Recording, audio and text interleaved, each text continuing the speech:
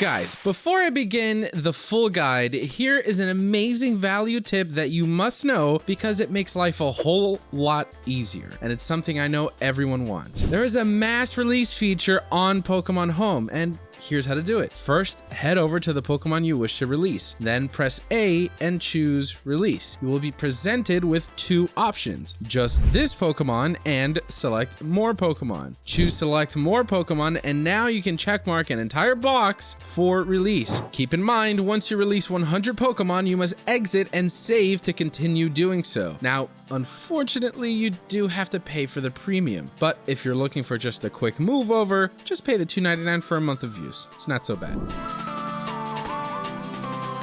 Beginning our guide, first we're going to go over how to use the console. Logging into the console, you have two options. Pokemon, which allows you to connect to multiple games to transfer Pokemon over. And then there is Pokédex, which keeps track of your registered Pokemon as you continue to transfer into Pokemon Home. If you have the basic package, you are limited to one box, the size of your Wonder Box, GTS size, room trade capabilities, and judge functions. Premium members have the ability to move Pokemon from Pokemon Bank, where basic members do not. Premium members get to deposit up to 6,000 Pokemon in Pokemon Home, where basic is limited to 30. Premium users can place up to 10 Pokemon in the Wonder Box, one at a time, and up to 3 Pokemon at a time in the GTS. Premium members are allowed to both participate in and host room trades. Judge function is available for premium members, but not for basic. Pricing for basic is free. It costs users nothing to use Pokemon Home Basic. If you're looking for Pokemon Home Premium, you're gonna pay $2.99 for 30 days, $4.99 for 90 days, and $15.99 for an entire year. Hopefully now you can make the decision yourself on whether or not these features are worth it for you.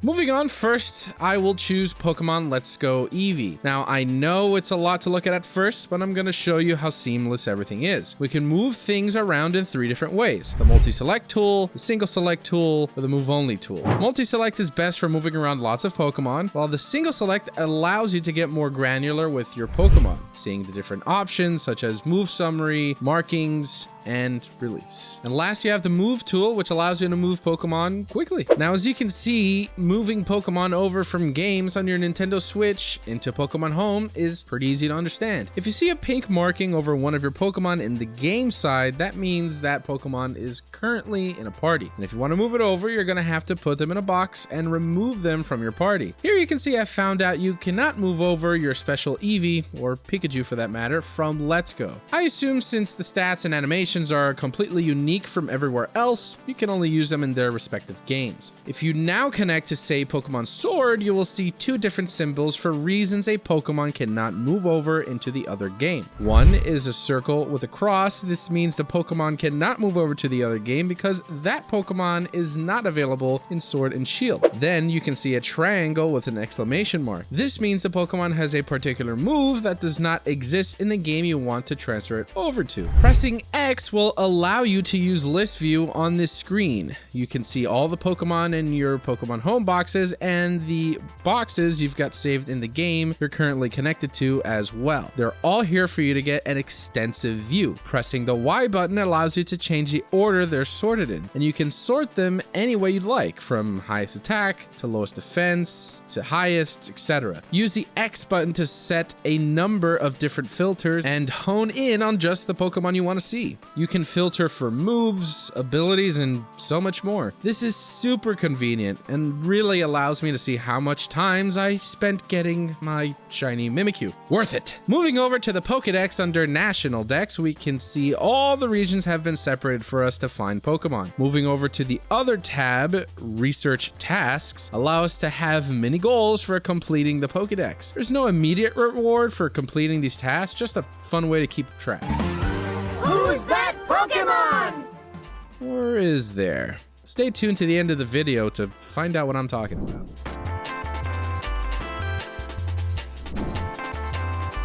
Now we're gonna move over to the mobile version, my favorite version, and I'll be using iOS because that's what I have available. While setting up your account for the first time, it allows you to choose from a small roster of main character sprites from previous generations. I thought this was a nice touch. I gotta go with red personally. Oh, here's the best part. You get to choose 1 out of 3 Kanto starters for free. All of them have their hidden ability. If I were you, choose either Bulbasaur or Squirtle, since you can already achieve this with Charmander in Sword and Shield. Once you're in, get introduced to 3 different tabs. Your room, which allows you to see your favorite Pokemon. You can even check your profile and see how many Pokemon Home points you've got. Then you have the best part about downloading Pokemon Home on mobile, and that's trading. Deposit your Pokemon in the Wonder Box and give the okay to send it out to be traded. Then just leave them there and check in every now and again to see if they have in fact been traded. Then you have your GTS, which is by far the coolest one out of everything. This allows you to search for any Pokemon you want, allowing you to trade for anything you have. You can also deposit Pokemon you have to request what Pokemon you would want to trade it for. Now you also have access to Room Trade, which is a neat feature that allows you to trade Pokemon with a group of users or friends that you already know. And friend trades are great for when you'd like to trade with trainers you know who are on your friends list. Now on the Pokemon screen, you can easily view a lineup of all the Pokemon you have sent to Pokemon Home. Good way to look up information, and you can use a plethora of filters to find them. Now, remember earlier when I mentioned there was no reward for completing Pokédex tasks? Well, it's technically true, but users have been reporting receiving an original color Magernia after registering the entire Pokédex. This seems like a near impossible task. I'm sure many are up for the challenge, but what do you guys think? Could this be real? Have any of you completed the entire Pokédex? Let me know in the comments below. I'm actually pretty curious to find this out. And as always, I'll see you in the next video.